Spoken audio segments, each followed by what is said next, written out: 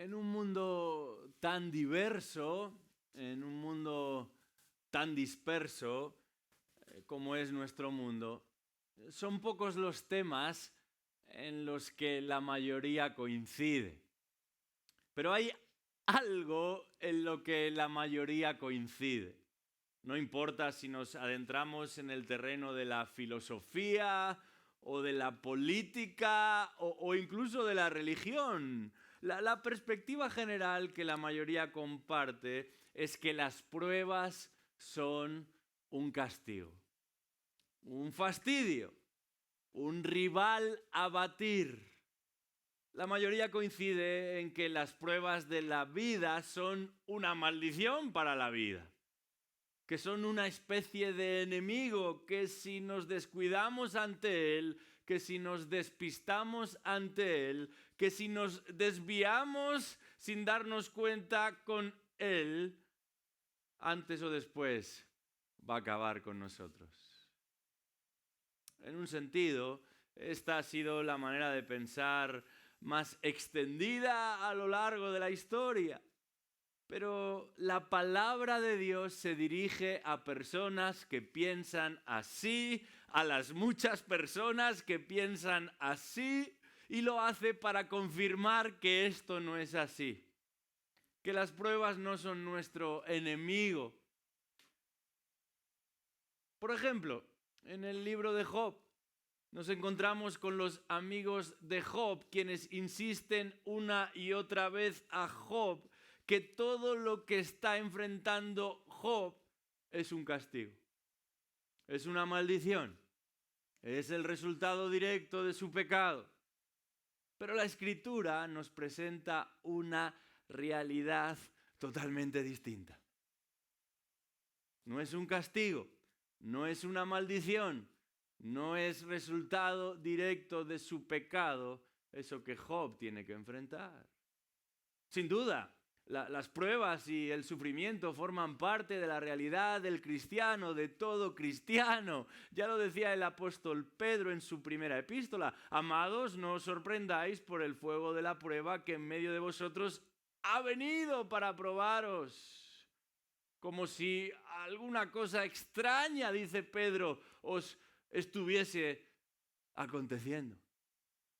Las pruebas y el sufrimiento en la experiencia del cristiano son una realidad de la experiencia del cristiano, pero no son una maldición para el cristiano. Al contrario, son una bendición para el cristiano si las afronta bien, si las aprovecha bien. Lejos de desanimarnos o de distraernos por las pruebas pueden llegar a ser una gran bendición si las afrontamos bien, si las aprovechamos bien.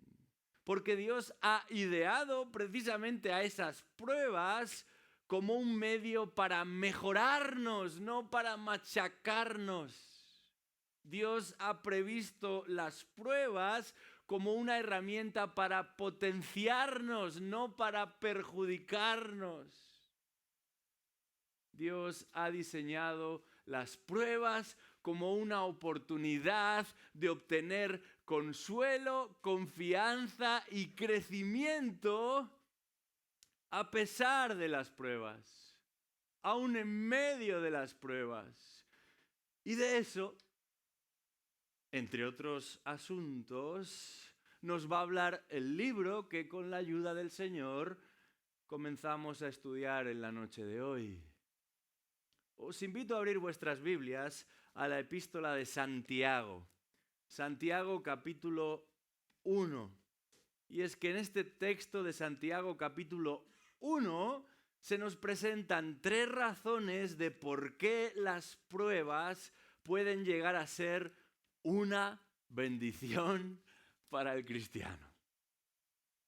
Vamos a abrir nuestras Biblias en el pequeño libro de Santiago, en su capítulo 1, y vamos a estar leyendo los versículos del 1 al 4. Dice así la palabra de Dios, Santiago, versículo 1 en su capítulo 1. Santiago, siervo de Dios y del Señor Jesucristo, a las 12 tribus que están en la dispersión. Saludos. Tened por sumo gozo, hermanos míos, el que os halléis en diversas pruebas, sabiendo que la prueba de vuestra fe produce paciencia, y que la paciencia tenga su perfecto resultado, para que seáis perfectos y completos, sin que os falte nada. Hasta aquí nuestra lectura en esta noche. Esta carta de Santiago cae bajo la categoría de epístola general o de epístola universal, igual que sucede con primera y segunda de Pedro, igual que sucede con primera, segunda, tercera de Juan, igual que sucede con la epístola de Judas. Porque no fue escrita para una sola iglesia, sino más bien para creyentes en un sentido amplio, sin importar su lugar de residencia, o mejor dicho, a pesar de su lugar de residencia, porque ese es parte del problema aquí, que no hay lugar de residencia. Y no hay lugar de residencia porque a muchos de estos creyentes o muchos de estos creyentes han tenido que dejar su lugar de residencia. Y han tenido que dejar su lugar de residencia porque aunque de origen judío se han convertido en expatriados. Aunque procediendo en la mayoría de los casos de Jerusalén, han venido a ser refugiados. Se han convertido en refugiados. Y se han convertido en refugiados como resultado de su fe. El libro de los Hechos nos habla de dos grandes ataques a la iglesia primitiva, que van a provocar dos grandes dispersiones en la iglesia primitiva. En el capítulo 8 del libro de los Hechos, versículo 2, dice que se desató una gran persecución en contra de la iglesia de Jerusalén y todos fueron esparcidos por las regiones de Judea y de Samaria, excepto los apóstoles. Y ya en el capítulo 12 de Hechos, versículo 1, dice que en aquel tiempo el rey Herodes echó mano a los que pertenecían a la iglesia para maltratarlos. E hizo matar a espada a Jacobo, el hermano de Juan. Y viendo que esto agradaba a los judíos, dice el texto que Herodes hizo también apresar a Pedro.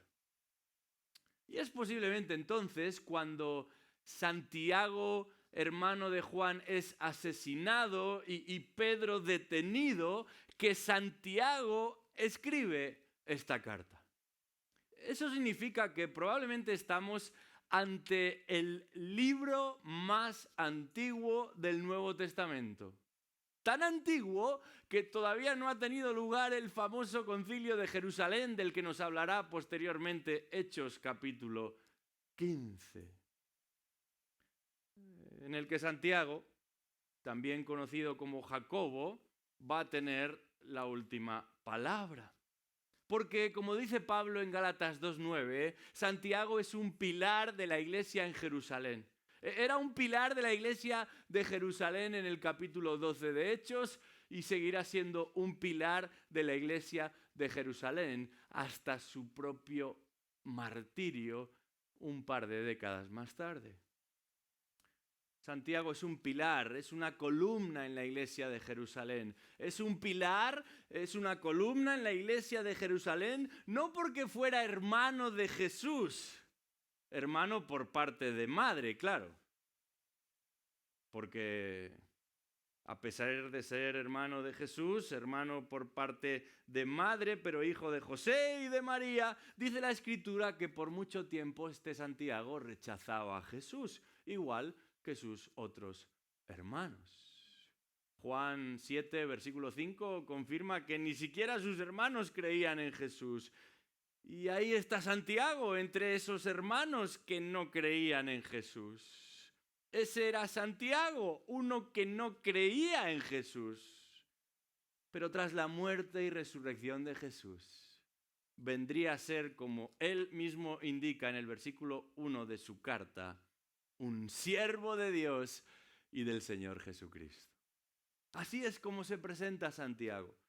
No como un agregado, no como un asociado, sino como un siervo. Literalmente como un esclavo de Dios y un esclavo del Señor Jesucristo. Y notamos este énfasis aquí, enfatizando cuál es su posición, la posición de Santiago, la de un esclavo, y cuál es su posición, la posición de Jesucristo, a quien sirve. Y la posición de Jesucristo es la posición de Señor, es la posición de Salvador, es la posición de Mesías, es la posición del que está en la misma posición que Dios. Porque Él es Dios. Y es a ese Dios, en la persona del Padre y del Hijo, a quien Santiago escribe. Y es a ese Dios, por la persona del Espíritu Santo, a través de quien Santiago escribe. Así que después de indicar quién escribe, nos va también a indicar a quién escribe. Y como hemos dicho ya, escribe a creyentes dispersos, en diáspora, expatriados. Y se refiere a ellos como las 12 tribus de Israel. Esta es una manera poética de hablar de los judíos, porque los judíos que un día pertenecieron a esas 12 tribus de Israel ya no existen. Porque esas 12 tribus de Israel ya no existen. Esos judíos que un día pertenecieron a esa nación que ya no existe, tampoco son los judíos que un día fueron. Porque ya no forman parte de esa religión judía de la que un día formaron parte. De esa cultura judía de la que un día formaron parte. Y es que ahora esos judíos son cristianos. Y esa es la razón por la que han sido expulsados. Esa es la razón por la que están siendo dispersados y perseguidos. Esa es la razón por la que lo han perdido todo y se hallan en diversas pruebas, como este texto nos indica. Y nosotros, igual que ellos, aunque no necesariamente hemos tenido que huir de ningún lugar, somos también expatriados. Somos también refugiados por causa de nuestra fe. Porque vivimos en el mundo, pero no somos del mundo. Y nosotros, igual que ellos, aunque no necesariamente enfrentamos el mismo tipo de pruebas que ellos enfrentaron, enfrentamos pruebas. Y enfrentamos pruebas también por causa de nuestra fe. De manera que este texto, igual que a ellos, nos ha de animar a nosotros, igual que a ellos nos ha de encaminar a nosotros, igual que a ellos nos ha de ayudar a nosotros. Y la primera de las 3 razones que encontramos en este texto de por qué las pruebas pueden llegar a ser una bendición para el cristiano, la observamos en el versículo 2, y no es otra cosa que el consuelo en medio de las pruebas. Consuelo en medio de las pruebas. Dice el versículo 2, tened por sumo gozo, hermanos míos, el que os halléis en diversas pruebas. Dice nuestro texto que podemos hallar consuelo aún en medio de las dificultades. ¿Y cuál es ese consuelo? Es el poder experimentar gozo aún en medio de las dificultades. Al tener presente lo que las pruebas van a producir. Al ser conscientes de lo que las pruebas van a producir, si las aprovechamos bien, si las afrontamos bien. Esta palabra prueba que usa Santiago aquí tiene varios significados. De hecho, en los versículos 13 al 18 de este mismo capítulo 1, el autor va a usar esta misma palabra que emplea como prueba para referirse no ya a las pruebas, sino a la tentación.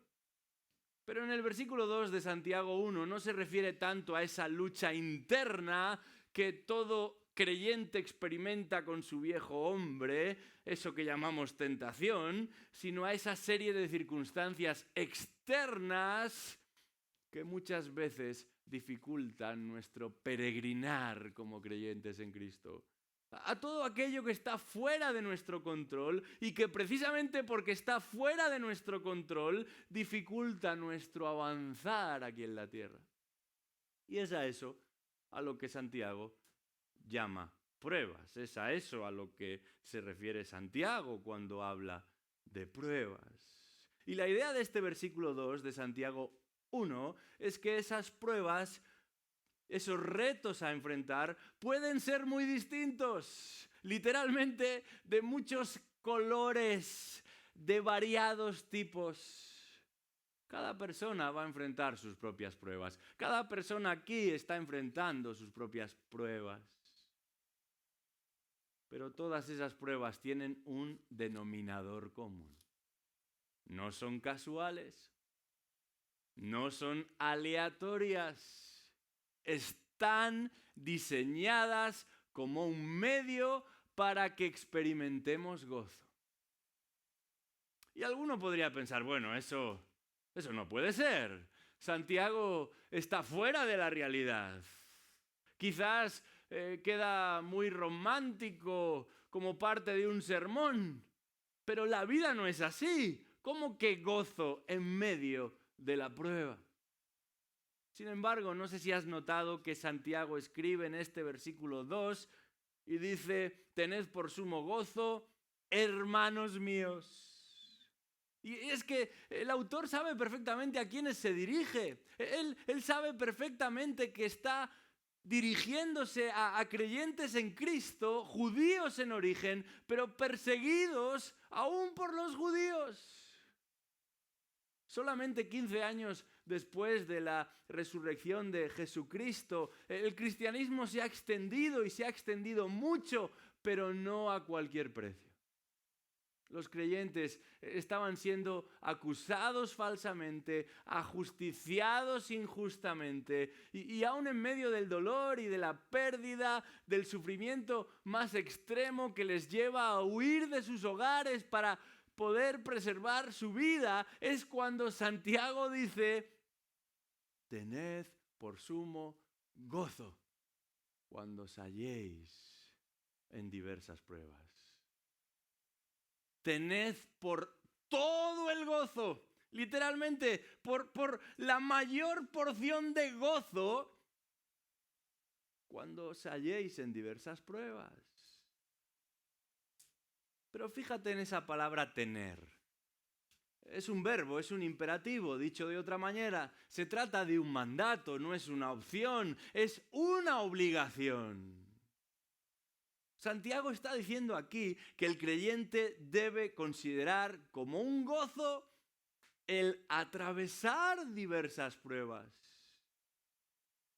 No está diciendo que debemos sentir gozo, que debemos sentir alegría en medio de las pruebas. No tiene que ver con sentir o con percibir por los sentidos, sino con pensar y considerar lo que está sucediendo. Y pensar y considerar lo que está sucediendo a la luz de la palabra de Dios, con el fin de dejar que nuestras convicciones sean el filtro por el cual vamos a evaluar nuestras circunstancias. Y no lo contrario. Lo habitual es que nuestras circunstancias determinen nuestras convicciones y nuestras decisiones. Pero esto no puede ser así. Porque no necesariamente las circunstancias van a ser las mejores circunstancias. Y como resultado de no ser las mejores circunstancias, no vamos a estar en condiciones de tomar las mejores decisiones y de confirmar cuáles son realmente nuestras convicciones. El creyente puede y debe experimentar gozo no por el hecho de enfrentar dificultades, sino aún estando en medio de dificultades, no porque disfrute las dificultades, sino porque entiende, y esa es su convicción, que si Dios lo permite, esa es la mejor opción posible. Y este no es un pensamiento aislado en la Escritura. el medio hermano de Santiago, el Señor Jesucristo, a quien sirve, dijo en Mateo capítulo 5, versículo 10, bienaventurados seréis cuando os insulten y persigan y digan todo género de mal contra vosotros falsamente por causa de mí. Regocijaos, dijo Jesús, y alegraos, dijo Jesús, porque vuestra recompensa en los cielos es grande. Porque así persiguieron a los profetas que fueron antes que a vosotros. Se trata de una reacción sobrenatural, esta de tener gozo en medio de las pruebas, porque el gozo es algo sobrenatural. El gozo es parte del fruto del Espíritu, es el resultado de la obra del Espíritu en la vida del creyente. Y en la medida que dejamos actuar al Espíritu Santo en nuestra vida, estaremos en mejor condición de afrontar las pruebas. En la medida en que dejamos actuar al Espíritu Santo en nuestra vida, a través de estar sujetos a la palabra, a través de ser expuestos a la palabra, a través de ser guiados a la palabra, hallaremos un mayor consuelo en medio de las pruebas, al punto de poder experimentar gozo en medio de las pruebas. ¿Con qué perspectiva estás afrontando tus pruebas hoy? ¿Encuentras consuelo en medio de las pruebas? ¿Estás hallando gozo en medio de tus pruebas? Las pruebas pueden llegar a ser una bendición para el cristiano, porque es posible encontrar consuelo en medio de las pruebas, de una forma que no sería posible encontrar si no fuera por las pruebas. Del mismo modo que uno valora el frescor del agua, pero valora todavía más el frescor del agua cuando tiene sed. Del mismo modo que uno agradece el calor de la manta, pero particularmente cuando tiene frío. Hay lecciones que solamente aprendemos en medio de la prueba. Hasta el punto de considerar como un gozo el atravesar la prueba, sabiendo que Dios tiene un propósito para nuestra vida en todo lo que permite, y eso incluye también la prueba, una prueba que culmina con nuestro conocimiento, comprensión y concepción de que Él es nuestro consuelo en medio de la prueba. Y eso nos lleva a la segunda razón de por qué las pruebas pueden llegar a ser una bendición para el cristiano. Hemos hablado de consuelo en medio de las pruebas y hemos hablado también de confianza en medio de las pruebas. Versículo 3 de Santiago capítulo 1. Confianza en medio de las pruebas. Dice ahí, sabiendo que la prueba de vuestra fe produce paciencia. De alguna manera en este versículo 3 encontramos el razonamiento de Santiago, la razón de ser del mandamiento del versículo anterior. El texto dice, sabiendo que la prueba de vuestra fe produce paciencia. Podemos estar confiados en medio de la prueba porque siempre hay un propósito en cada prueba. Este saber al que se refiere aquí Santiago no se limita a un conocimiento teórico solamente. Tiene que ver con algo que se ha aprendido por medio de la experiencia. Lo que está diciendo aquí el autor es que por medio de esa prueba, por medio de ese examen al que nuestra fe está siendo sometida continuamente, podemos llegar a confirmar que realmente somos hijos de Dios, que verdaderamente le pertenecemos a Él, que nuestra profesión de fe no es un estado mental o el resultado de circunstancias convenientes, que nuestra condición no es una reacción más o menos natural a las circunstancias, sino que el Evangelio nos ha alcanzado y nos ha cambiado. Hasta tal punto de que podemos experimentar confianza, aún en medio de las pruebas, siendo pacientes en medio de las pruebas, esperando con paciencia al Señor en medio de las pruebas. Hoy en día existen debates dentro de los terrenos y las disciplinas educativas acerca de cuál ha de ser el lugar que le corresponde a los exámenes. Y hay muchos defensores todavía de los exámenes, pero cada vez hay más detractores en contra de los exámenes que dicen que memorizar ya no es importante, que opinan que evaluar la realidad del estudiante en base a una sola prueba al final de curso no ofrece la verdadera medida de cuánto ha progresado ese estudiante. Pero lo que es indiscutible, haya debate o no en el mundo de la educación, es que por medio de ciertos ejercicios y tareas, uno confirma que conoce la materia. Y si no existiesen esos ejercicios y tareas, esos exámenes, esas pruebas, no podría confirmar que domina la materia, que ha interiorizado la materia, que esa materia forma parte de uno. Y lo mismo sucede con la fe. El pastor puritano Thomas Manton lo explicó así: el valor de un soldado nunca se conoce en tiempos de paz. No podemos saber hasta dónde está dispuesto a llegar al que no se le exige llegar a ningún sitio. Es a medida que enfrentamos las dificultades que nuestra fe se fortalece. Las pruebas producen paciencia en la vida del creyente, porque la fe genuina es una fe que persevera. Pero si no persevera, ¿cómo sabemos que es una fe genuina que persevera?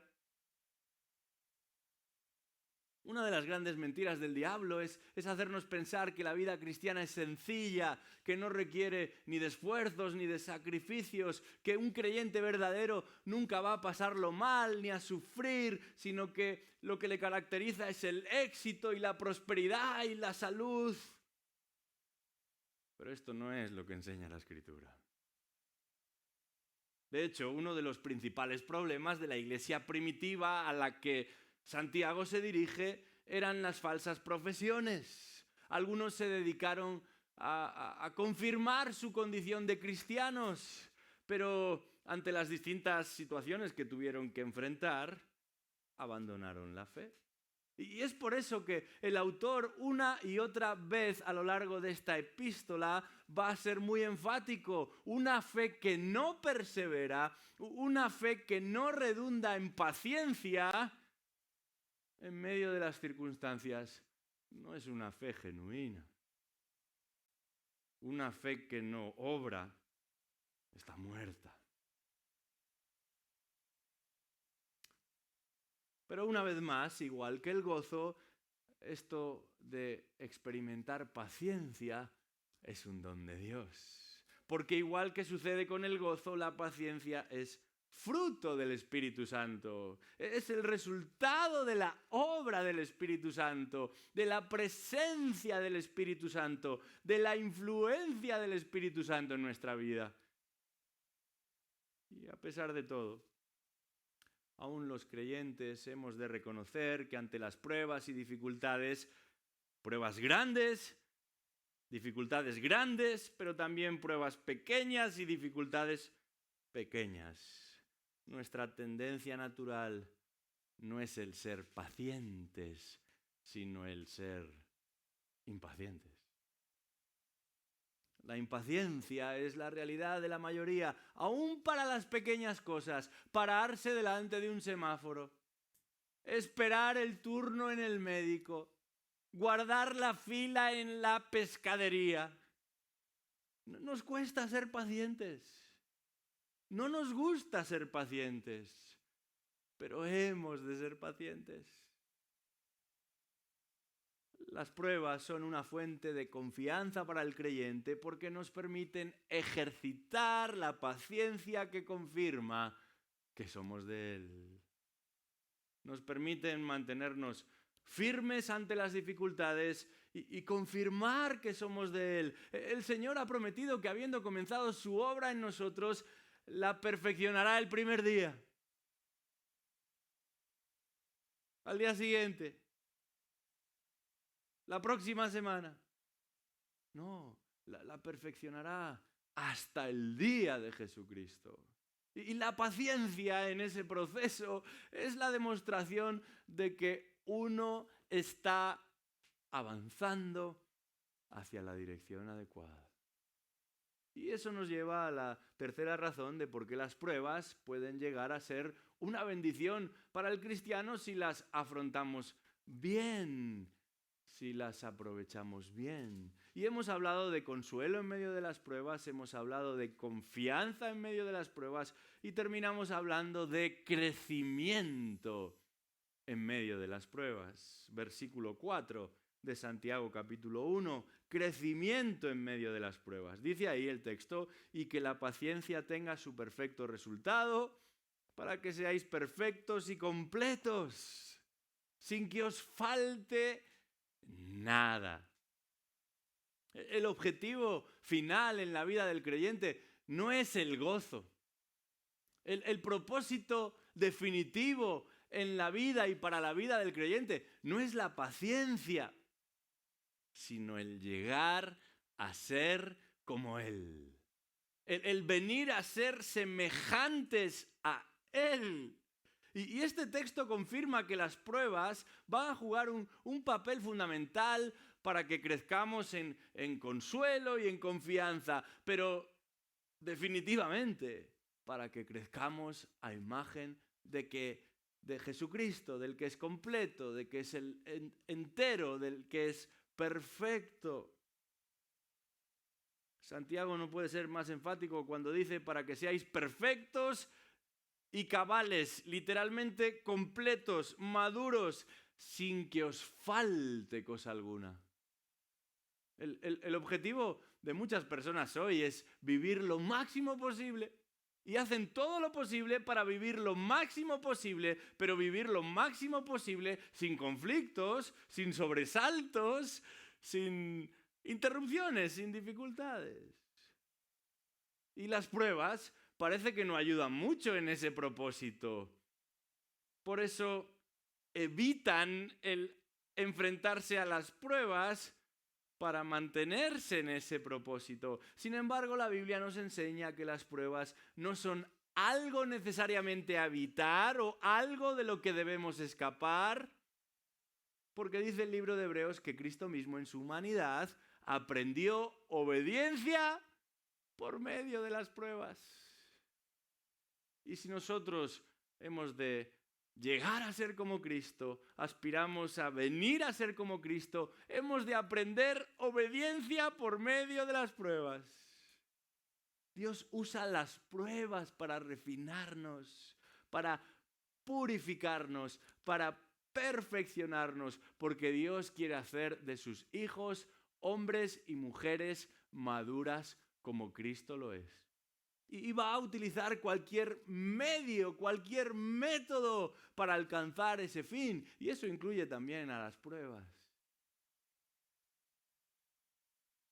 Pero eso no incluye abandono por parte de Dios, sino más bien acompañamiento de parte de Dios. Dice 1 Corintios 10, no os ha sobrevenido ninguna tentación que no sea común a los hombres. Y fiel es Dios, que no permitirá que seáis tentados más allá de lo que podéis soportar, sino que con la tentación proveerá también la vía de escape a fin de que podáis resistirla. Y eso afecta a la tentación, pero también a las pruebas.